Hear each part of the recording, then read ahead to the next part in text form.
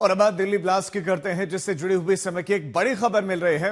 अल फलाह university पर Delhi police का शिकंजा कसता जा रहा है। दिल्ली क्राइम ब्रांच ने अल फलाह यूनिवर्सिटी के खिलाफ 2 अलग अलग एफआईआर दर्ज की हैं। दिल्ली क्राइम ब्रांच ने अल फलाह यूनिवर्सिटी के खिलाफ एक एफआईआर चीटिंग की दर्ज की है, तो दूसरी एफआईआर फॉर्जरी की धाराओं में दर्ज की गई है। यूजीसी की शिकायत पर यह एफआईआर दर्ज की गई है।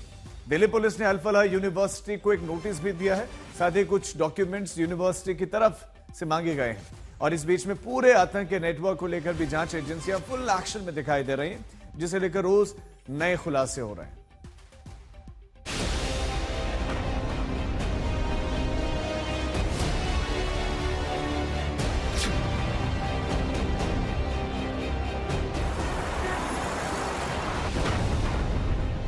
एक ब्लास्ट जिसने पूरे देश को हिलाकर रख दिया।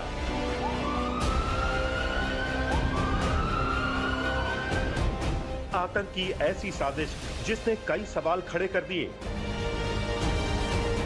जिन डॉक्टरों ने मानवता को बचाने की कसम खाई थी, वही इंसानों को मारने के मिशन पर चल रहे थे। दिल्ली ब्लास्ट की जांच जैसे जैसे आगे बढ़ रही है, एक के बाद एक चेहरे बेनकाब हो रहे हैं, एक के बाद एक चौंकाने वाले खुलासे हो रहे हैं। आपको दिखाते हैं आतंकी डॉक्टर उमर की वो तस्वीर जो अपने आप में कई सवाल समेटे हुए है। इस तस्वीर में आतंकी उमर डॉक्टर के कपड़ों में नजर आ रहा है, गले में आला और डॉक्टर के सफेद कपड़े। कोई कहेगा कि ये डॉक्टर इंसानों को मारने की इतनी बड़ी साजिश को अंजाम दे रहा था, जिसने फिदायीन बनकर बेकसूर लोगों को मौत के घाट उतार दिया। अब आतंकी डॉक्टर उमर की ये सीसीटीवी तस्वीर भी सामने आई है, जिसमें साफ है कि ये 2 मोबाइल का इस्तेमाल कर रहा था। ये सीसीटीवी फुटेज 30 तारीख की फरीदाबाद के एक मोबाइल शॉप की है। सीसीटीवी में देखिए, आतंकी उमर एक बैग के साथ नजर आ रहा है। वो बैग के अंदर से एक मोबाइल फोन निकालकर दुकानदार को दे रहा है और दूसरा मोबाइल फोन उसके पास नजर आ रहा है। फोन चार्जिंग के दौरान उमर की बॉडी लैंग्वेज बता रही है कि वो परेशान है, घबराया हुआ है।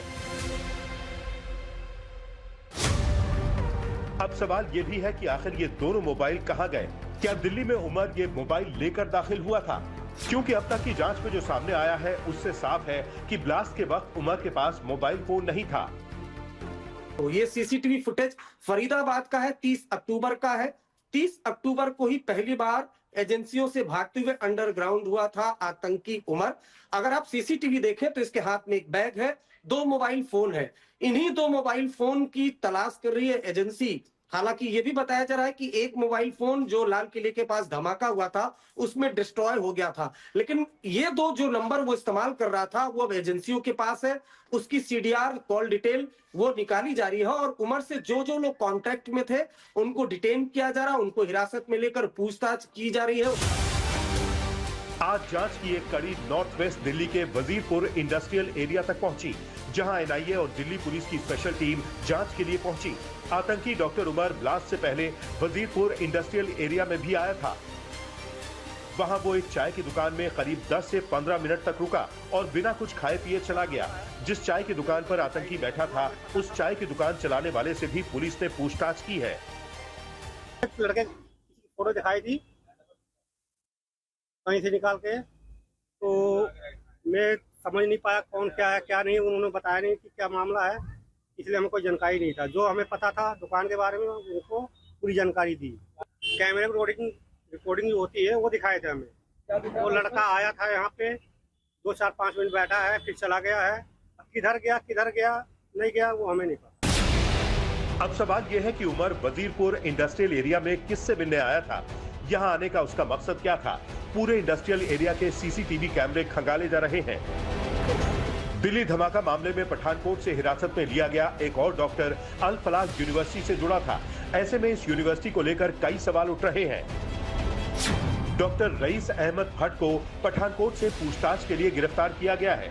रईस भट्ट ने 2020 से 2021 तक अल फलाह विश्वविद्यालय फरीदाबाद में काम किया था। ये डॉक्टर अल फलाह में तैनात कर्मचारियों के साथ टेलीफोन पर संपर्क में था। इस बात की जांच भी की जा रही है कि क्या डॉक्टर कथित तौर पर डॉक्टर उमर के संपर्क में था। डॉक्टर को पूछताछ और तथ्य स्थापित करने के लिए गिरफ्तार किया गया है। वहीं यूनिवर्सिटी की फंडिंग भी जांच के दायरे में है। ईडी इसकी तफ्तीश में लगी है। इस बीच दिल्ली पुलिस की एक टीम दिल्ली के ओखला इलाके में अल फलाह यूनिवर्सिटी के हेडक्वार्टर पहुंची। यहाँ पर जो पुलिस की टीम है वो पहुंची हुई है और अंदर इसी में इसका ऑफिस है। आप देख सकते हैं तस्वीरों में, आगे जाके इसी का वही ऑफिस है। वहाँ पर पुलिस टीम सुबह से पहुंची हुई है और जांच की जा रही है और यहाँ पर आगे आज जाने नहीं दिया जा रहा है। बताया जा रहा है कि जो दिल्ली पुलिस है वो भी अब इस जांच में शामिल हुई है और अल फलाह जो यूनिवर्सिटी है वो उस पे जांच का दायरा जो है वो दिल्ली पुलिस भी अब शुरू की है। बता दें, इससे पहले यहाँ पर हरियाणा पुलिस की टीम भी पहुंची थी और वो भी जांच की थी, लेकिन अब इस जांच में दिल्ली पुलिस भी शामिल हो गई है और दिल्ली पुलिस भी जांच के सिलसिले में यहाँ पर पहुंची है।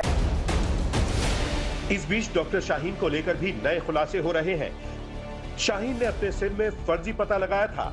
2023 में लिए गए इस सिम में शाहीन ने फरीदाबाद के धौज इलाके की एक मस्जिद का पता लिखवाया था। शाहीन इसी सिम का इस्तेमाल सबसे ज्यादा करती थी, जबकि वो यूनिवर्सिटी के हॉस्टल में रहती थी। शाहीन ने लखनऊ में अपने पिता के घर को स्थायी पता नहीं बताया है। भाई परवेज अंसारी के घर को उसने स्थायी पते की जगह पर लिखा है। शाहीन की ट्रैवल हिस्ट्री से पता चला है कि 2013 में कानपुर की नौकरी छोड़ने के बाद शाहीन कुछ दिनों के लिए थाईलैंड गई थी। 2 महीने पहले शाहीन लखनऊ आई तो भाई परवेज को लेकर कानपुर गई थी। शाहीन के मूवमेंट और यूपी कनेक्शन को लेकर यूपी एटीएस और इंटेलिजेंस की टीम पड़ताल कर रही है। इस बीच दिल्ली विस्फोट मामले की जांच के बाद कानपुर के मेडिकल कॉलेज ने डॉक्टर शाहीन का नाम कॉलेज बोर्ड सूची से हटा दिया है। वहीं आईएमए ने आजीवन सदस्यता भी समाप्त कर दी है। दिल्ली से अरविंद ओझा और हिमांशु मिश्रा के साथ आज तक ब्यूरो।